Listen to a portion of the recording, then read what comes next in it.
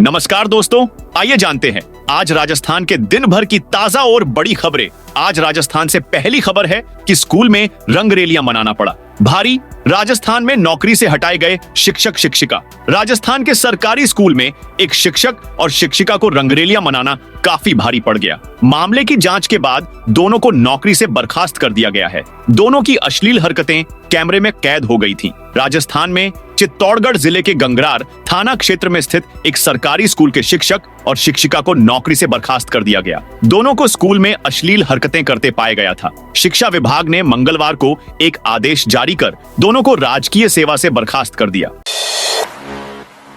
महाकुंभ में राजस्थानियों के लिए निःशुल्क आवास और भोजन। प्रयागराज में चल रहे महाकुंभ में राजस्थान के श्रद्धालुओं के लिए विशेष व्यवस्थाएं राज्य सरकार की ओर से की गई हैं। देवस्थान विभाग की ओर से वहां हेल्प डेस्क भी स्थापित की गई है ताकि श्रद्धालुओं को किसी प्रकार की परेशानी में मदद की जा सके। देवस्थान विभाग के आयुक्त वासुदेव मालावत ने बताया, प्रयागराज में राज्य सरकार को आवंटित प्लॉट नंबर 97 सेक्टर 7 कैलाशपुरी मार्ग पर राजस्थान मंडप में राजस्थान के श्रद्धालुओं के सुविधार्थ शुल्क आवास व्यवस्था की गई। इसमें श्रद्धालुओं की व्यवस्थार्थ 49 tent, double bed, attach lat bath, 30 bed dormitory की सुविधा उपलब्ध कराई गई है। राजस्थान स्टेट ओपन स्कूल का रिजल्ट हुआ जारी। शिक्षा मंत्री मदन दिलावर ने मंगलवार को जयपुर के शिक्षा संकुल में राजस्थान स्टेट ओपन स्कूल का रिजल्ट जारी किया। इस बार के रिजल्ट में जहां 10वीं क्लास में 43.54% स्टूडेंट्स पास हुए हैं, इसी तरह 12वीं क्लास में 44.95% स्टूडेंट पास हुए हैं। शेष स्टूडेंट आशिक उत्तीर्ण रहे हैं, जिन्हें फिर से परीक्षा देने का मौका दिया जाएगा। शिक्षा मंत्री मदन दिलावर ने बताया, इस बार राजस्थान स्टेट ओपन परीक्षा का रिजल्ट ऑनलाइन प्रक्रिया के तहत जांचा गया है। इसकी वजह से शैक्षणिक कार्यों पर इसका ज्यादा प्रभाव नहीं पड़ा है। यही कारण है कि इस बार न सिर्फ रिजल्ट महज 15 दिनों में जारी हो गया।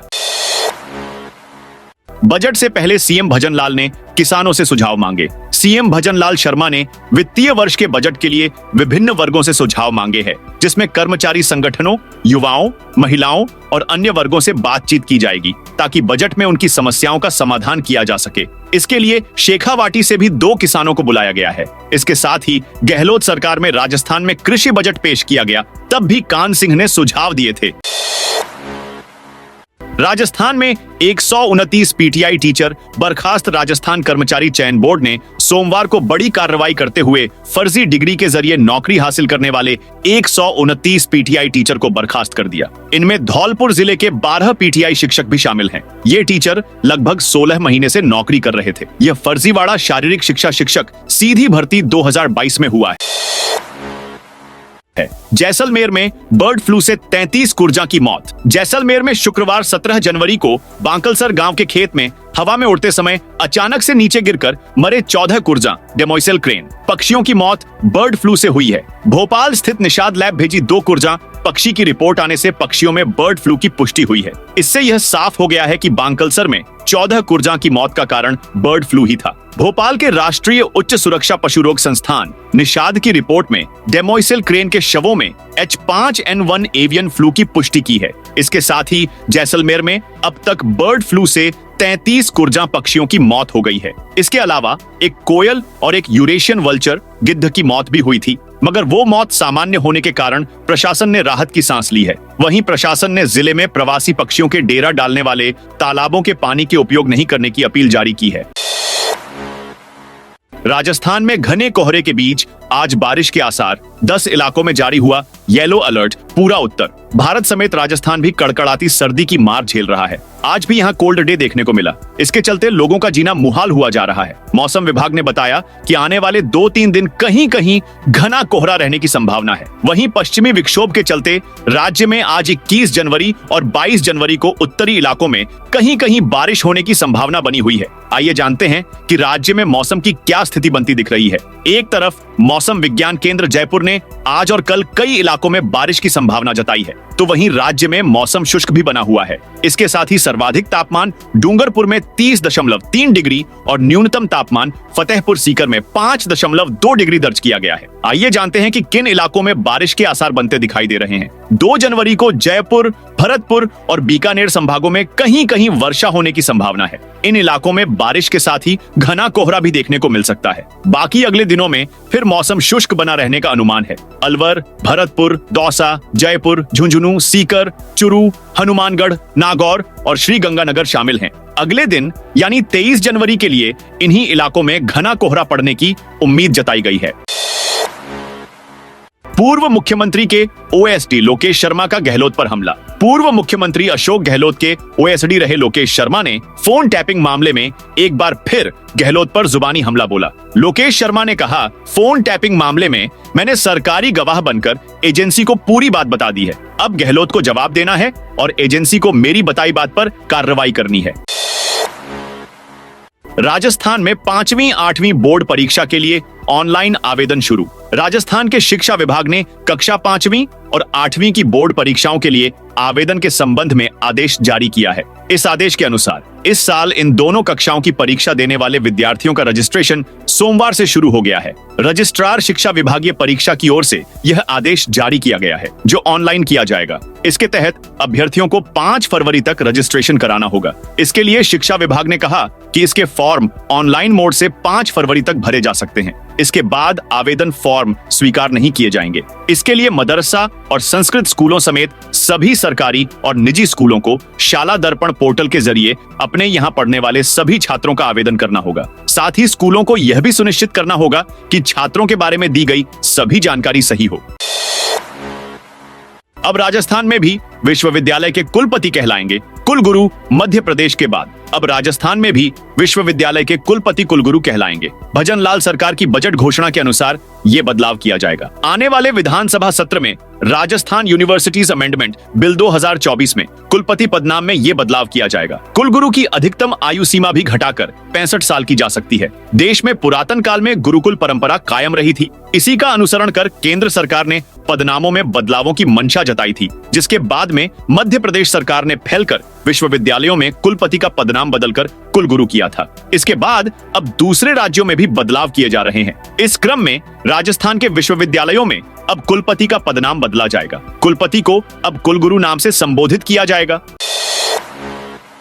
राजस्थान भाजपा में 16 की नियुक्ति रोकी। 5 मंडल अध्यक्षों की नियुक्ति निरस्त। राजस्थान भाजपा की प्रदेश अपील समिति ने 5 मंडल अध्यक्षों की नियुक्ति प्रक्रिया में निर्धारित मापदंड का उल्लंघन माना है। इन सभी की नियुक्ति निरस्त कर दी है। थानागाजी मंडल से गोविंद राम कुमावत, उज्जैन से विजेंद्र सिकरौदा, भीनमाल नगर से प्रवीण दवे, डब्बोक से जीवन सिंह और पोसलिया से प्रताप परमार की नियुक्ति निरस्त कर दी गई। समिति के प्रदेश संयोजक घनश्याम तिवाड़ी, सह संयोजक अजय पाल सिंह एवं योगेंद्र सिंह तंवर ने सोमवार को प्रदेश कार्यालय में हुई बैठक में यह निर्णय किया। बताया जा रहा है कि इनकी नियुक्ति प्रक्रिया में गड़बड़ी को लेकर शिकायत की गई थी।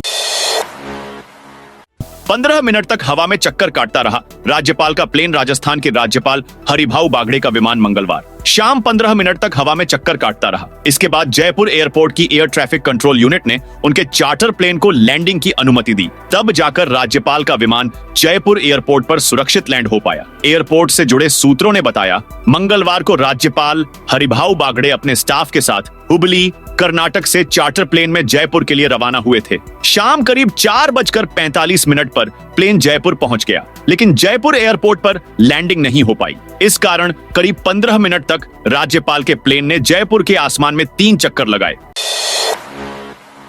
स्कूल मर्ज करने के सरकारी आदेश पर छात्राओं का प्रदर्शन। जोधपुर में 42 साल पहले शुरू हुई स्कूल को राजस्थान सरकार के मर्ज करने के आदेश के विरोध में छात्राएं सड़क पर उतर गई। इसके चलते सड़क पर 2.5 घंटे जाम लग गया। विरोध इतना बड़ा कि छात्राएं समझाइश करने आई, पुलिस के एक 112 वाहन पर बैठ गई और नारेबाजी की। इस दौरान प्रदर्शन में बाहरी युवकों के आने से व्यवस्था बिगड़ गई। युवकों ने पुलिस की वर्दी फाड़ने का प्रयास भी किया। छात्राएं भी उग्र हो गई। मामले में मौके पर मौजूद एसीपी रविंद्र बोथरा की नेम प्लेट टूट गई। मामला बढ़ता देख सूरसागर विधायक देवेंद्र जोशी भी मौके पर पहुंचे और उन्होंने छात्राओं को आश्वासन दिया।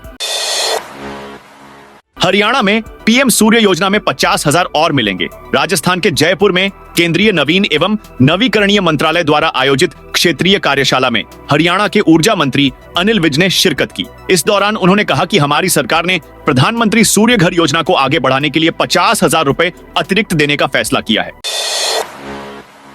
जयपुर स्टेशन के पुनर्विकास कार्य के कारण रेल यातायात प्रभावित। जोधपुर जयपुर स्टेशन पर पुनर्विकास कार्य प्रगति पर है। इस कार्य के दौरान जयपुर स्टेशन के प्लेटफॉर्म नंबर 2 और 3 पर एयर कॉन्कोर्स निर्माण कार्य के कारण रेल यातायात प्रभावित रहेगा। मंडल रेल प्रबंधक पंकज कुमार सिंह के अनुसार उपरोक्त कार्य हेतु निम्न रेल सेवाएं प्रभावित रहेंगी। उपरोक्त कार्य के कारण निम्न रेल सेवाएं का खातीपुरा स्टेशन तक विस्तार किया जा रहा है।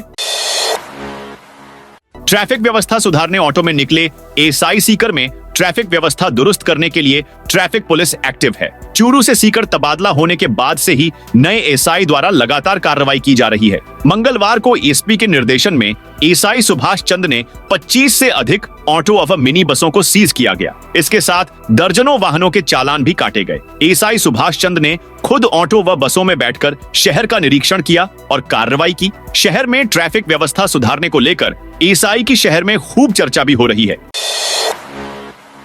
पशुपालन विभाग में बम्पर भर्ती का मौका। पशुपालन प्रबंधन संस्थान ने किसानों के लिए एक महत्वपूर्ण पहल की घोषणा की है। संस्थान ने पशुओं के लिए संतुलित आहार एवं खनिज मिश्रण कार्यक्रम के अंतर्गत 1722 पदों पर भर्ती का अवसर निकाला है। इसमें आहार नियंत्रण अधिकारी और सहायक पदों के लिए सीधी भर्ती की जाएगी। इच्छुक उम्मीदवारों के लिए ऑनलाइन आवेदन की अंतिम तिथि 5 फरवरी निर्धारित की गई है। इस भर्ती का मुख्य उद्देश्य किसानों तक उच्च गुणवत्ता वाले पोषण, संवर्धन, मिनरल मिक्सर की पहुंच सुनिश्चित करना है।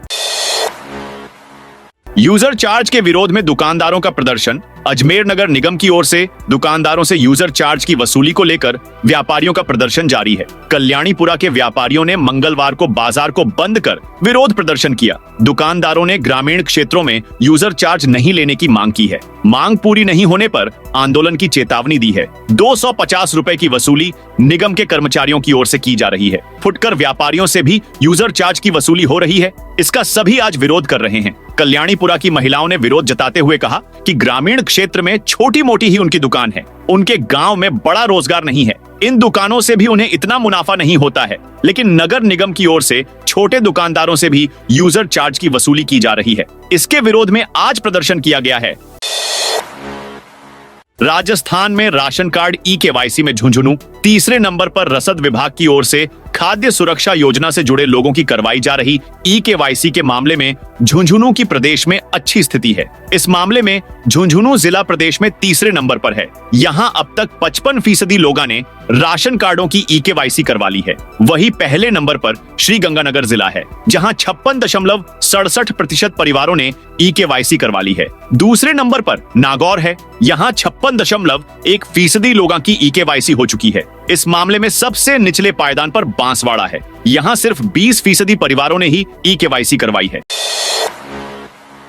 उदयपुर में ढोल नगाड़े बजाते हुए झापन देने पहुंचे ग्रामीण। उदयपुर की ओघड़ा उप तहसील को पंचायत समिति बनाने की मांग को लेकर जनप्रतिनिधियों और ग्रामीणों ने झाडोल एसडीएम विजेश पंड्या को झापन सौंपा। सरपंच, पंचायत समिति सदस्य, वार्ड पंच सहित सैकड़ों ग्रामीण ढोल नगाड़े बजाते हुए जुलूस के रूप में झाडोल एसडीएम कार्यालय पहुंचे। जुलूस के दौरान जमकर नारेबाजी की।